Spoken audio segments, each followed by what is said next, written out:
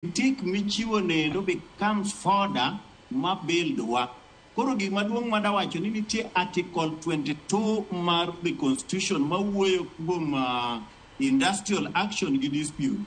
The National Governing Council ema guide the Secretary General ni koro duong notice. E kaka nwabedo mwawacho ni koro chiw notice mar strike.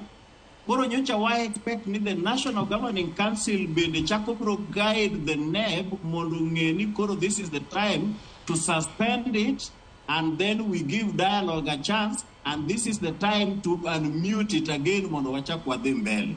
Koro at least kanyo na wecho bede moruogore to wang'eyo ni to air is to human beings, collective responsibility mwabedo godo kaka delegates ma KUPPET madwaro ni pod obedi. National Executive Board na nitiere dhano 9 manobedo e meeting ma tarik ma Monday. Koro wang'e malong'o ni ok wanya wacho ni nitiere ng'ato achiel ema nochiwo pronouncement.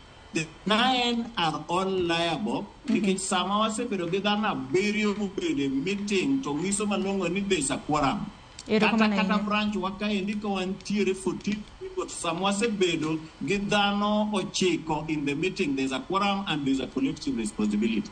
Kuom mano adawacho niya wa improve on kaka wa disseminate information kama nyalo bedo ni weche odhi marach wadwaro wa correct kendo at least we should be ready to be corrected mondo wa improve nikech KUPPET sani osebedo international wadwaro ni mondo bed gimoro motegno to kendo sami neno ni ok wabiri rely on other unions for us to be strong.